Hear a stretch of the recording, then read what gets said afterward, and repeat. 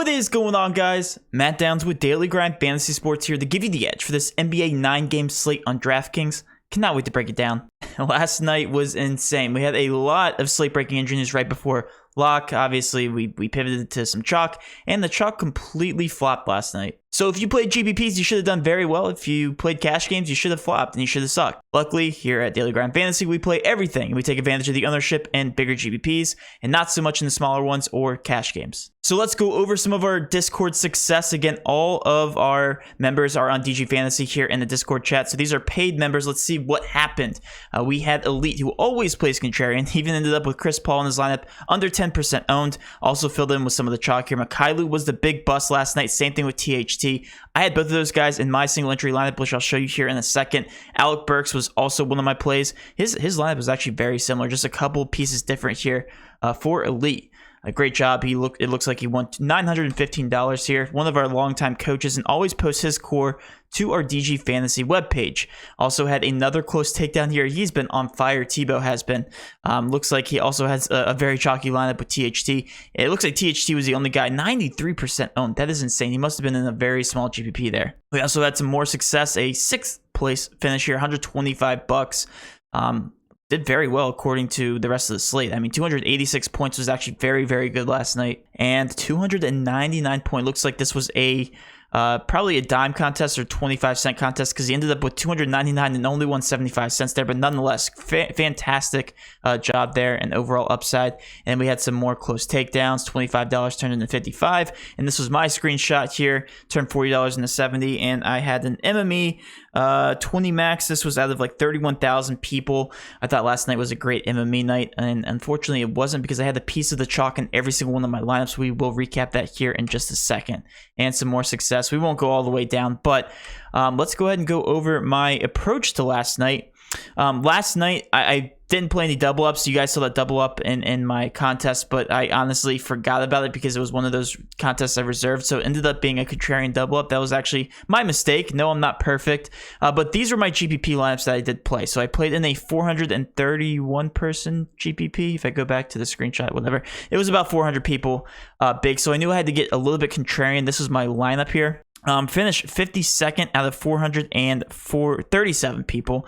Scored 257 points, and this is my lineup. So you guys can see where I got different. I had Simons, Mikhailou, Achua. Those were the highest owned guys.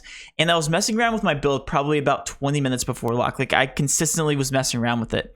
And the guys that I could have landed on were Van Vliet, Siakam, or Scotty Barnes coming back with a combination of AD or Westbrook or Alec Burks. So the lineup I ended on, as you guys can see, ended up with Russell Westbrook, Alec Burks, and Scotty Barnes. Those guys honestly pushed me over. It was a little bit of luck, but Westbrook sucked. He was only coming in at 30% owned, and if he would have had a great game, I would have gotten really close to a takedown. At least I think so. He was in a great spot, obviously, with LeBron James out of the lineup. And regardless, like, this lineup did very well for me last night. Turned $40 into 80 there. Did double up, and then obviously my 20 max I made like $4, so I just wanted to dabble in that a little bit. But regardless, had a successful night overall. Obviously, I wish I didn't have too much of the chalk in all my GPPs, or I would have done very, very well. Nonetheless, if you guys are looking for a website to sign up for, we provide all of our ownership projections, actual projections, our favorite core plays, GPP plays, all that good stuff on dgfantasy.com. It is the first of the month, so a lot of people are signing up today. $20 a month gives you access to all that, plus NFL cores and GPP plays and all that good stuff. And $30 a month gives you access to all of our favorite plays, plus a $20 voucher to any Fantasy Cruncher product, since DG Fantasy is partnered with Fantasy Cruncher, one of 3 major companies to do so. So big accomplishment for us. And as you guys know, Fantasy Cruncher is by far the best optimizer in the industry. So all that tied together, if you guys want to sign up for our membership, feel free to do that. Not only that, you get access to, as you guys can see, our private Discord chat, where you guys can rage if you want. You guys can celebrate. You can do all kinds of things. It's a great community to be a part of. Enough jibber jabber. Let's now talk about this NBA 9-game slate. So the first thing I do is I go over the injury report here, because it gives us a good idea of where the chalk's going to be, where we can pivot. And I'm going to be following along the same format I had had yesterday where I actually pull up a DraftKings lineup and I start to plug and play some of my favorite cash plays and my overall favorite plays on the slate. And then at the very end, we will recap, look at the ownership projections on Fantasy Cruncher and just kind of look at where we can get different. But let's go ahead and go game by game here, focus on the injury report. Right now, Atlanta is pending injury news on Cam Reddish. I do expect him to play. If he does play, we know that Bogdanovich and Hunter are out, so that gives a nice boost to some of these guards here. Trae Young gets a nice little boost. Same thing with Kevin Huerter and Cam Reddish himself if he does play. Really like the minute upside there for those guards. With Indiana, we are pending injury news here on Miles Turner. If he is held out, again, we're looking for another career game from Sabonis. Of course, we are pending that injury news on Miles Turner. So if he does sit, then yes, we're looking for backup minutes from the centers, and it does give a slight boost to some of these other players here on the roster. That being said, a lot of soft price tags here for the Pacers. With Denver, we're still pending injury news on, I think that's JaMychal Green. Yeah, Jeff Green is the guy that is probable. JaMychal Green, questionable, doesn't really impact that picture too much. Orlando, Cole Anthony is back. So some of the price tags on Orlando are a bit expensive because they've been adjusted to reflect Cole Anthony being out because he's been out for quite some time here. So Orlando, not too heavy on them. With maybe the exception of a couple players here that are flying under the radar, but nonetheless, Denver only an 8-point spread there. If I was a betting man, I would be going in favor of that spread for Denver. I think that they are substantially better than Orlando, especially with Jokic in the lineup. Regardless, focusing on the next team here, we have some pending injury news here on Anthony Edwards, McDaniels, and Vanderbilt. If any one of those guys are ruled out, yes, it's going to affect the picture. More importantly, with Edwards. If Edwards is ruled out, he's questionable. That's going to impact this picture tremendously. Washington, nothing going on there. We've seen Thomas Bryant Hachimura out for a little bit. Philly, nothing going on. And then Boston, Jaylen Brown is questionable. I believe he was ruled out last game, so it didn't really impact the picture too much there. But if he is ruled out, we have to be paying attention there to some of the usage and starter minutes from obviously Jason Tatum, Marcus Smart, Al Horford, Robert Williams. That entire starting lineup will get a usage bump there if Jaylen Brown is ruled out. With Cleveland, Cedi Osman and Dean Wade are still out. That does impact the picture just a little bit. However, these price tags have come up, and this is a very bad matchup here versus the Miami Heat. So really not too much interest there in Cleveland. With Miami, Adebayo, Butler, Dedmon, questionable. If those guys are ruled out, obviously, with Jimmy Butler and or Adebayo being ruled out, a tremendous amount of usage to be shifted around this lineup. Duncan Robinson gets a boost. I know you guys hate his name from the last time we played him. Kyle Lowry obviously gets a huge bump. And then guys like PJ Tucker also get a bump. So anything going on with this picture, this will have to be revisited. I do like this matchup here versus Cleveland. However, it is a lower over-under, so not too much upside outside of maybe the value plays here from the Miami Heat. Switching over to Dallas, Porzingis is questionable. If he's ruled out, obviously that will impact this picture tremendously. Doncic will get a boost. Tim Hardaway, all the shooters will get a boost, and Brunson will he could definitely insert himself into the lineup here, starting alongside Luka. So it'll be very interesting to see how that picture is impacted there if Porzingis is ruled out. Moses Brown started for Carly Stein, and Frank was out last game. If Moses Brown does start again, he only played 5 minutes last game. Don't fall for that trap. A lot of people did last game.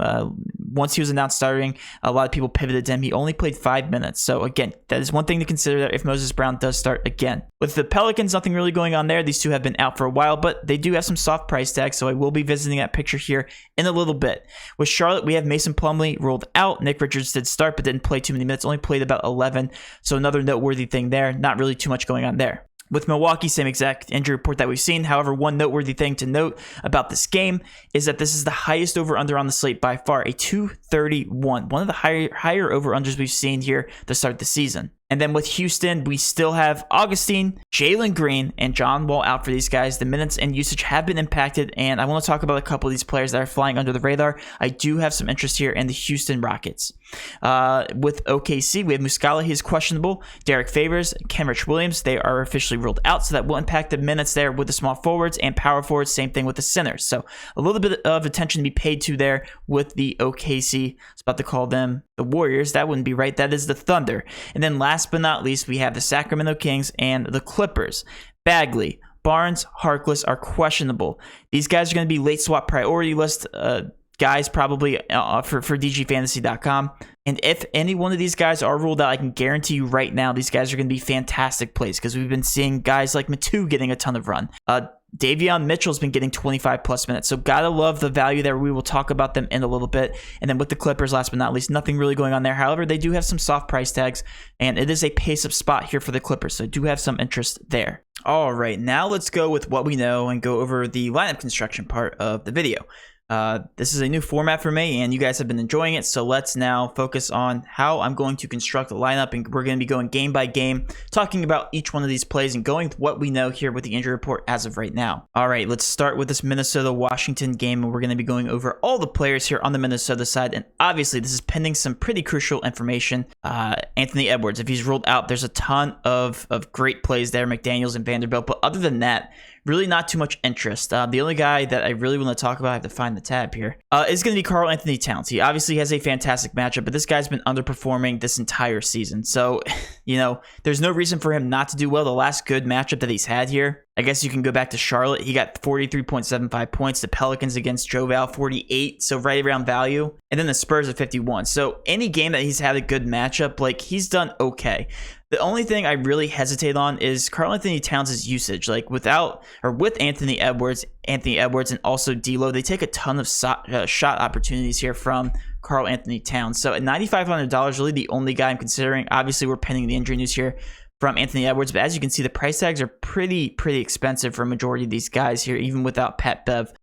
So really no interest in these guys. Karl Anthony Towns is the only guy, assuming that Anthony Edwards does play. If he's ruled out, that's obviously going to change, and I will pin a post in the YouTube comment section below if I do have a change of heart there with the T-Wolves.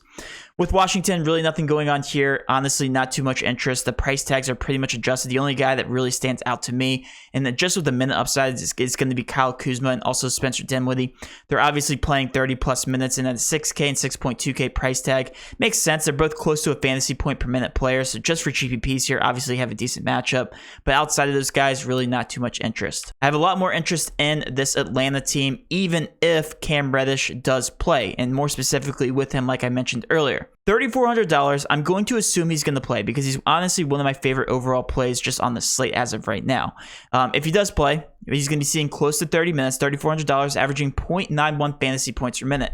And nothing really more needs to be said. With DeAndre Hunter and Bogdanovic out of the lineup, him and Kevin Huerter are kind of splitting minutes in the rotation there, and they're both expected to start. So I actually like Kevin Huerter as well, just not as much as Cam Reddish, just because historically he's not a good fantasy point per minute player, averaging 0.75. So again, it's not horrible, it's not great. I just, he's just a shooter here. And at $4,400, he's going to have to get hot pretty quick to cover that price tag. As you guys can see, he's kind of all over the place because he is a shooter. Even playing 38 minutes, he did underperform here at 15 points against the Spurs, hit value 29, and he's going to be playing consistent minutes. There's no doubt about that. So the minute upside's there, just not the fantasy point per minute upside, which is why I do prefer Cam Reddish if he does play. However, if Reddish does not play, then guys like Kevin Huerter become even better because then we're seeing a floor of 35 plus minutes. And Trae Young's also another interesting option, $9,800. He's actually been doing very well, especially without Hunter and Bogdanovic in the lineup. He actually gets a slight fantasy point per minute boost, 1.3 fantasy points per minute, and his usage has been up over the past couple games. As you can see, he's been hitting consistent value here, 49, 48, and 61 points over the past 3 games. So I do like the matchup here for Trae Young. I think he's definitely more of a GPP play, especially since there's some obvious pay-up options, which we will get to here on the slate. John Collins is another guy we can talk about here, $6,900. I actually don't mind that price tag. Projected about 33 minutes. He's just an okay play, kind of neutral on him. And he is popping up in a decent amount of builds because he's also power forward eligible. So that's another thing to consider. It does fit into a lot of builds where you're struggling to find that power forward or forward option. But definitely more of a GPP play in my opinion. Now switching over to the Pacers. The price tags are very, very soft. And of course, we're still pending Miles Turner, his injury news, and he's $5,900. So if he does play, I actually do like that matchup there. But if he doesn't play, like Sabonis is probably going to be chalky again. I honestly am not going to buy it. He had a career type performance last game, scoring 66.8 points. I don't think I'll be landing on him if Miles Turner is ruled out. The matchup isn't the best, but it is decent. I do have a lot more interest here in some of these guards whose price tags are a lot softer. Like Sabonis got a pretty hefty price increase here from $8,400 all the way up to $94,000. I'm definitely going to have a lot more interest here in guys like Karis LeVert, who's been playing a ton of minutes here and is officially in the starting rotation. And I want you guys to look at the box scores here because 19, if you look at that from last game, he obviously threw up a dud. He's been playing 34, 27, 34 minutes the past 3 games, which is about what we expect here. And I love the minute upside. Not only that, he's also shooting guard eligible. He's averaging 0.98 fantasy points per minute here since he's been back in the lineup.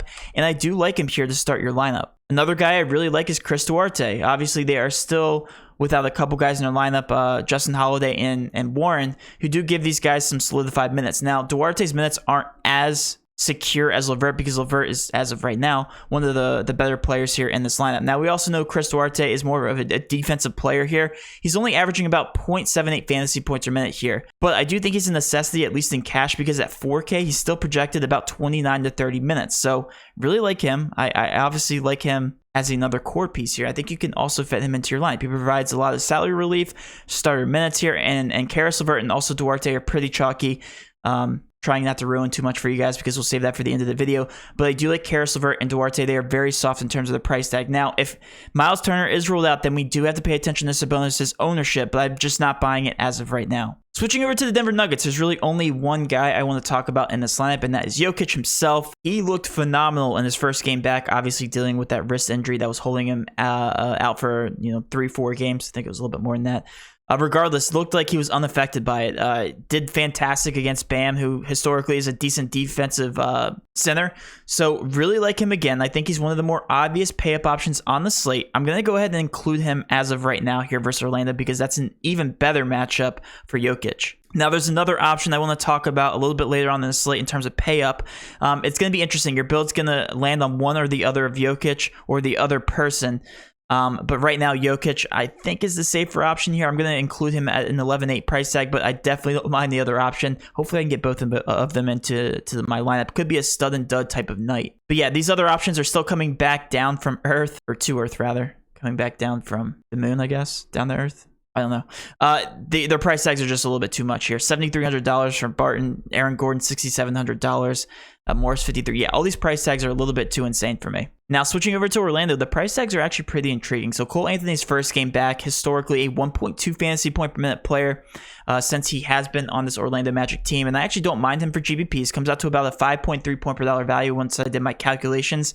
It's just a matter of minutes. Like, are they going to force him into an extended role here? They will need him tonight. So right now they have him projected for about 33 because honestly, Fantasy Cruncher doesn't really know how many minutes he's going to play. If he plays over 35, then I really do like that price tag here at $7,900, averaging 39.9 fantasy points here on the season. But yeah, definitely more of a GPP play in my opinion. And Mo Bamba, also not that bad of an option here. 6.5K is honestly pretty cheap. Now, I don't like the matchup here versus Jokic, obviously. But like him or Wendell Carter, both their price tags should be honestly a little bit higher. On one of these two guys, I do predict a ceiling game. And honestly, if you just look at their fantasy points per game, they're averaging the exact same. So Wendell Carter, you expect to be playing power forward and not matched up with Jokic. So I do like him a little bit more. But yeah, these guys are really good GPP plays. And then Wagner at $5,500. I did say he'd creep up to that 5K range. He finally did and has been doing fantastic without Suggs in the lineup here. And I honestly don't mind him as a GPP option. Obviously, getting a ton of minutes, played 34 and 38 minutes his past two games. And one thing I always preach on this channel is minutes, minutes, minutes. However, he's not the best fantasy point per minute player here through the season. He might be heating up, so I only like him for GPPs. The rest of these guys I don't have too much interest in. Terrence Ross is always a guy flying under the radar. However, he's been doing pretty poorly in terms of his fantasy point per minute production as of late. So yeah, pretty much off all these guys outside of larger GPPs. Switching over to Philly, I'm just going to say all the price tags are too scary. Embiid's always going to be a good GPP option. Got off to a fantastic start against Orlando last game, but then got in foul trouble. So always got to love the upside there with Joel Embiid. And against Boston, you know he's going to perform. It's just a matter of whether he fouls or not. So at 10.7, don't mind him as a GPP option. And the rest of these guys' his price tags are just a little bit too expensive for me. Still coming down and adjusting to the guys who have been out of the lineup there for the Philly 76ers. Going down to Boston, not too much to look at here. Of course, if Jaylen Brown is ruled out, then I'm going to have a lot more interest in guys like Tatum, Schroeder, Al Horford, Marcus Smart. Like all those guys are going to get a boost. And then obviously, if one of those two bigs, I feel like one of the two bigs of Al Horford or Robert Williams are always ruled out. But I do like the price tag here of Robert Williams at $5,800 as long as he sees minutes. But that's the big question mark with him. He's never guaranteed minutes, so just GPP options here, of course, pending that Jaylen Brown news. Cleveland, very interesting. So TJ was all over Markkanen last game because he was guaranteed minutes without Wade and Cedi Osman in the lineup, and he was exactly right. He did get 33 minutes, 32, 36 the past 3 games without Osman in the lineup. So that's one thing I do like here from Markkanen. However, I don't like the matchup here versus Miami. I am off of him outside the bigger GPPs, or else I'd be all over Markkanen since he has guaranteed minutes. The rest of these guys just priced up a little bit too much. I do like Garland's minute upside. Again, the matchup is horrible, as you guys can see. Does not rank out very well here versus the Miami Heat. They play at a very, very slow pace. And let's switch over to Miami. Miami, again, pending injury news here on Butler, so I really don't want to talk about them. There's always moving parts here with Miami. But I do like Jimmy Butler's price tag if he does play. $9,300 is very, very cheap. And I actually like him. Wouldn't mind playing him in like a cash games just because that price tag makes so much sense. And obviously, Cleveland, a very good matchup for him. But again, I really don't want to talk about these guys until we hear that news on Jimmy Butler. Now we get to the interesting games because the Charlotte-Milwaukee game, the highest over-under on the slate by far. I have a little bit more interest there on the Milwaukee side, but on Charlotte's side, there are some decent options. Again, more GPP options, as you can see here. Not the best matchup. However, the pace of the game will be very high. So like LaMelo Ball, obviously in the smash spot there in terms of pace, because we know he benefits a lot there when the pace of the game does favor him. Miles Bridges, the exact same thing here at $7,800. Always makes it into my builds, and I never know why. He's been falling off as of late here in terms of fantasy points per minute. But guys that do have a soft price tag that I have a lot more interest in here is going to be Gordon Hayward, $6,300, and also Terry Rozier at $72. Just because they have so many minutes, they play a ton down the stretch here. Terry Rozier's been playing like crazy minutes, like over 35. Yeah, 37, 43 his past 2 games. So gotta love to see that. If they keep this game competitive, then yeah, these guys could easily break the slate.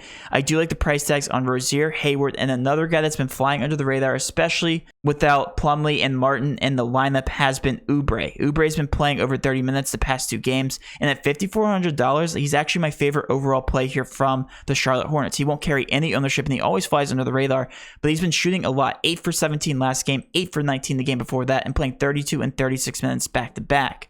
And keep in mind, that's without Plumlee, so it does affect the rotation. $5,400 could easily seeing him hitting his price point there against the Milwaukee Bucks, assuming that they keep it close. Oubre, I'm definitely going to be tagging him as one of my favorite GPP plays on the slate. And then the Milwaukee Bucks. This is going to be the other obvious pay-up option on the slate here, depending on your lineup construction. It's going to be Giannis. 12-1 is slightly more higher priced than Jokic at 11.8, and I love the upside on both these players. You gotta take the over-unders into consideration, so Giannis should get a lot more action just in terms of the box score. Be going up and down the court a lot, scoring points, getting rebounds, assists, so that does benefit him, and I do like Giannis here as the last piece. He's also showing a little bit lower owned than Jokic, again, with the lack of center options on the slate. So Giannis, if you can get Giannis and Jokic into your lineup, which I think you can here, especially if you're saving some salary, then I really do like that double build there with Jokic and Giannis. But the rest of these options are also decent plays, like Chris Middleton is a shooter in a high-paced spot here, $7,400. I like him for lower ownership. Same thing with Drew Holiday. He's actually showing a decent amount of ownership. So my bold take is like 2 of these 3 guys could easily have a ceiling game just because of the over-under, and their price tags really aren't that expensive as of right now. I do like Chris Middleton the most out of these 3 just in terms of the overall price tag,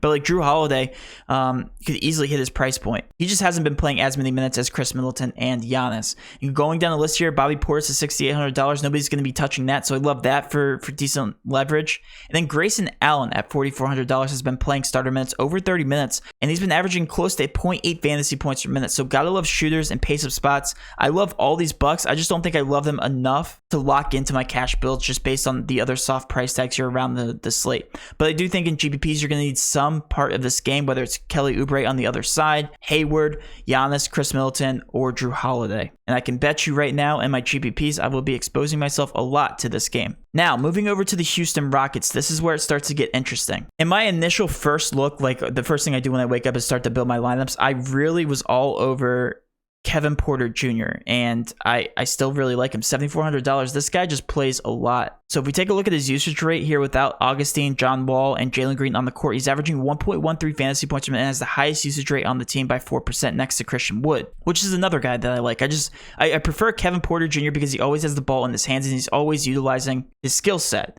Kevin Porter is one guy I really want to get in my lineup. However, you see, it makes for a very awkward build because I also have Karis LeVert, Cam Reddish, who also plays the guard, and then Duarte. I don't know if I can prioritize Kevin Porter over those guys, but I definitely love Kevin Porter. I might end up with him in my lineup. And then Christian Wood's another guy that I do like. I just think that price tag's a little bit too pricey for me. I do like somebody a little bit later on in the slate a little bit more, but Christian Wood. I do consider him definitely a great play here with good upside, obviously averaging 1.46 fantasy points a minute with all these guys off the court. And I also want to touch base on Deshaun Tate. He's one guy who had a very, very good game, had close to a career game last game, but he only played 28 minutes. That's one thing that does scare me. Like if he's only seeing 28 minutes here with Jalen Green out of the lineup, then I really do hesitate here on his upside. Like he scored 36 points, which is more than enough to cover his price tag. I just don't like people playing under that 30-minute threshold, especially in that 5.4, 6K range. So he does scare me. I do think he had an outlier performance last game, so I wouldn't go to him for solidified guaranteed minutes. But you guys are going to kill me for saying this. One guy I am really all over and that has been consistently seeing minutes here is going to be Garrison Matthews. This guy's been playing consistent minutes his past 2 games, 32 and 38 minutes. Again, playing more minutes than Deshaun Tate. He's also a pretty good spot-up shooter, 7 for 14 and 6 for 10 his last 2 games, and he's also a lot cheaper than Deshaun Tate. I just like him. He's a spot-up shooter. They're going to need somebody to shoot in the absence of Jalen Green, and honestly, love the minute upside. This is the crazy GPP play that I have for the slate, but I might be including him in my lineup. Now, that's a big what if. He's one of my favorite plays. Again, I think I'm going to have some exposure to this Rockets team in my one lineup just because of all their price tags. They play way too many minutes here without Jalen Green. The rest of these guys are just going to be GPP plays. I want to save that last util spot for the last game on the slate here. Talking about OKC, though, one guy that does stand out to me is going to be Lu Dort. Lu Dort has been performing very, very well and has been getting more involved offensively here, averaging 0.96 fantasy points per minute with the current injuries off the court. Other than this blowout where he didn't see the entire fourth quarter, saw 36, 37, 30, 36 minutes his past 4 games before that.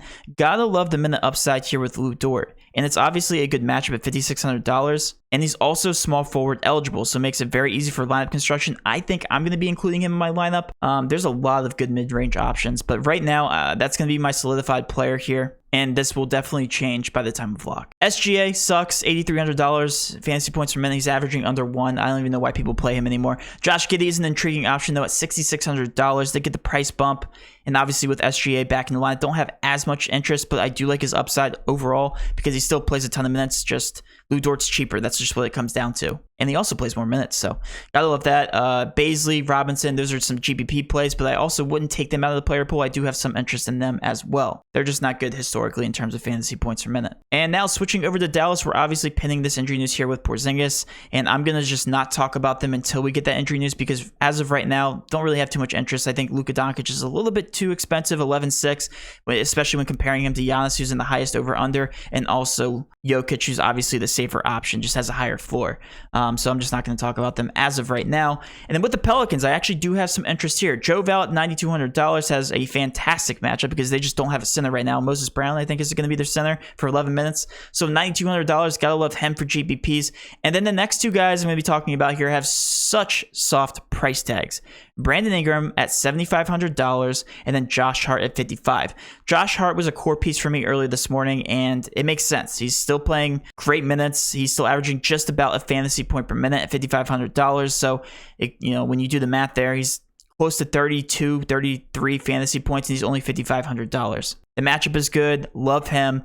And then Brandon Ingram at $7,500 just passes the eye test. You're getting a stud-type performance from a $7,500 price tag. But again, he's just playing shooting guard, which they used to have a small forward tag on him. So we'll make for a good contrarian GPP play. There's so many guard options on the slate. That's the one thing I do like about Josh Hart because you can slide him in here to the power forward spot. We'll go ahead and do that for now. As you can see, like all of these guys in my lineup as of right now have so much minute upside, assuming they stay out of the foul trouble, of course. But last but not least, let's talk about the Sacramento Kings. I'm going to go ahead and lock in Richaun Holmes. $5,800. That is just way too cheap, in my opinion. Like even if all these guys end up playing for them, he's still going to see 30 plus minutes as long as he stays out of foul trouble and has a phenomenal matchup versus Zubac. Like that to me is the most obvious overall play on the slate, $5,800. It's going to be hard for him not to hit that. He has a nice floor, has a good ceiling, and I'm going to have so much interest in this overall roster if we do get injury news on guys like Barnes, Harkless, and who's the other guy? Bagley, of course. Yeah, Bagley. So guys like Metu are going to benefit tremendously. $3,800. He's going to be a core piece if he does play. Obviously, putting him into my lineup doesn't make sense as of right now. But Metu will take priority over any of the other value plays if Bagley, Barnes, and Harkless are ruled out. And they have been over the past 2 games. And one more guy I want to talk about here, Davion Mitchell, who's just been very volatile in terms of the minutes here. Played 31-24 over his past 2 games. And the one thing I like about him is his price tag. Like, at $3,600 is the only reason that I'm considering him. And if those injuries are ruled out for the Sacramento Kings, I think I'm going to be on Davion Mitchell as well. I think Metu and Davion Mitchell are going to be very, very good stud plays. Or value plays, not stud plays. Value plays with great upside. Again, Davion Mitchell, he is a guard, which explains why he hasn't been getting that many minutes. But if he's playing 31 and 24 minutes, he's easily covering his price tag. Right now, he's projected for 26, and it really has come down to game script. I get the past 2 games were because of blowouts, but he was in the starting rotation before all the injuries. So Davion Mitchell's minutes are all over the place. I'm willing to take a stab on him, of course, if there are injuries on this team, but definitely more of a GPP play as of right now. The rest of this roster, not too much injury news or not too much interest. Guys, it's the end of the video. Just give me a break here. Halliburton, Buddy Hield, the price tags are a little bit too expensive for my liking. And Terrence Davis, if he does start, will end up being chalky. But again, we're all just waiting on this injury news. I think Sacramento is going to be the late night hammer, and I'm going to be saving a lot of spots there for Sacramento and a lot of my GPPs just because I love a lot of these elite plays if these guys do get ruled out. And last but not least, we do have the Clippers. I really do like Reggie Jackson. Reggie Jackson at 6K is another guy I want to prioritize. Yet again, another guard. Just plays consistent minutes. They get a price drop here. Very good matchup. All that makes sense there for Reggie Jackson. Just another mid-range option. Same thing can be said for Zubac at $5,100. The price tag did come down. The only thing with him is the minute upside isn't going to be there, but I do have some interest. And Paul George has just been struggling as of late, but he does have a very good matchup, an elite pace here to this game with the Sacramento Kings. And the minutes are always going to be there, so I love the usage rate here for Paul George. I expect him to bounce back in this game, and he makes for a great last piece since he does play the forward position. Can fit a ton of builds there. The rest of this team don't have too much interest in. We know that Marcus Morris is back at $4,400. As long as he sees over 30 minutes, I do like him as a GPP option, but that is a big question mark. And that's it. I pretty much built a lineup for you guys, but as you guys know, you can go like 50 different directions based on all the players that I did mention. By the way, we post free cheat sheets on our Twitter now. So if you guys head over to the Twitter, go over our past few tweets, you guys will find the cheat sheet. Basically, everything that I talked about in this video is included in a player pool, and I have little notes for each one of my players. And again, it looks very much like this video. But if you guys just want a visual of everything instead of listening to my annoying voice, you guys can head over there. Again, all that is completely free. But that's it. That will wrap up my video, guys. Hopefully you did enjoy this video. If you did, please do hit that subscription button, notification bell, and of course, smash that like button for all of our future NBA content. With all that being said, have a great rest of your day, and let's cash.